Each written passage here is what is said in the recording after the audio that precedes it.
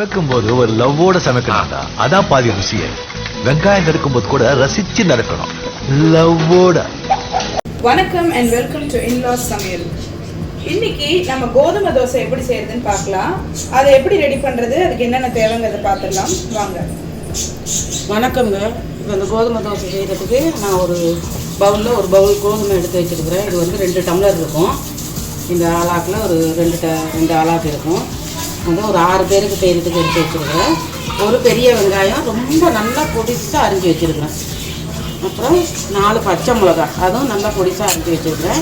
தேவைக்கேற்ப உப்பு. இப்போ நம்ம எப்படி செய்கிறதுன்றது பார்ப்போம். ஒரு பெரிய பவுல் எடுத்துக்கோங்க, பெரிய ஒரு சில்வர் சட்டி. அதில் இந்த மாவு கொட்டிட்டு அப்புறமா இந்த வெங்காயத்தையும் அதில் சேர்த்துட்டு, இந்த கோதுமை தோசையெல்லாம் சும்மா கூட ஊற்றிருப்பீங்க, இல்லை ரவை கலந்து ஊற்றிருப்பீங்க. இந்த மாதிரி பச்சை மிளகா வெங்காயம் சேர்த்து சுட்டு பாருங்கள். நமக்கு தொட்டுக்கிறதுக்கு எதுவுமே தேவையில்லை. இப்போ இந்த பச்சை மிளகாயும் சேர்த்துறேன்.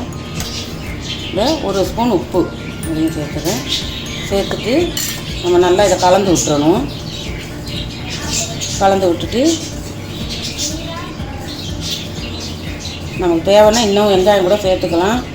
நான் ஒரு பெரிய வெங்காயம் தான் சேர்த்துருக்குறேன். இப்போ தண்ணி எடுத்து வச்சுருக்கிறேன், தண்ணி சேர்த்துக்குவோம்.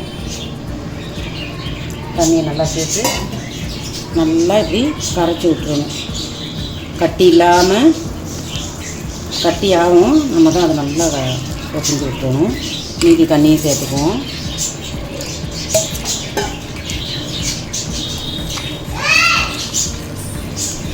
நல்லா இப்படி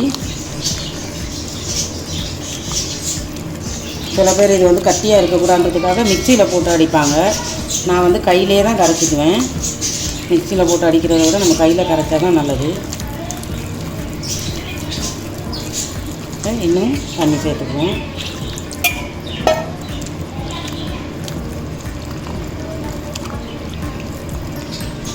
இதுவே நம்ம வெங்காயம் பச்சை மிளகா வேண்டாம்னா வெறுசாக கூட சுட்டுக்கலாம். சுட்டுட்டு ஒரு சட்னி அரைச்சிக்கிட்டோம்னா நல்லாயிருக்கும் தொட்டு சாப்பிட. பாருங்கள், நல்லா கரைச்சிட்டேன் மாவை. இப்படி கொஞ்சம் ஒரு 5 நிமிஷம் நல்லா இதெல்லாம் எடுத்து நல்லா கரைச்சி விட்டோம்னா இந்த வெங்காயம் இதெல்லாம் நல்லா மசிஞ்சிடும். இன்னும் கொஞ்சம் தண்ணி சேர்த்துக்கலாம். இன்னும் கொஞ்சம் தண்ணி சேர்த்துக்கலாம். தண்ணி நம்ம அளவு பார்த்து விடணும். ரொம்ப தண்ணி ஆக்கிடக்கூடாது, அப்புறம் தோசை வராது.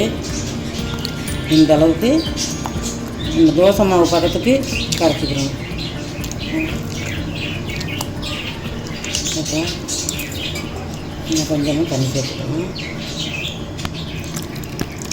அவ்வளோதான்.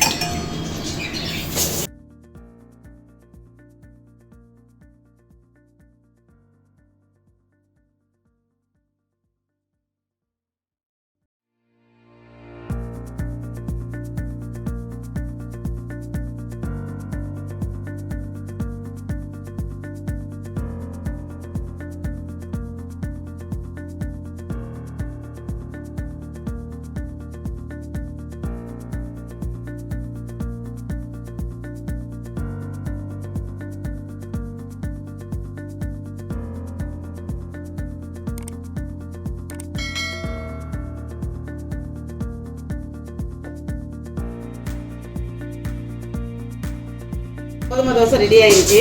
இது மாதிரி ரொம்ப சிம்பிளாக செய்யலாம்.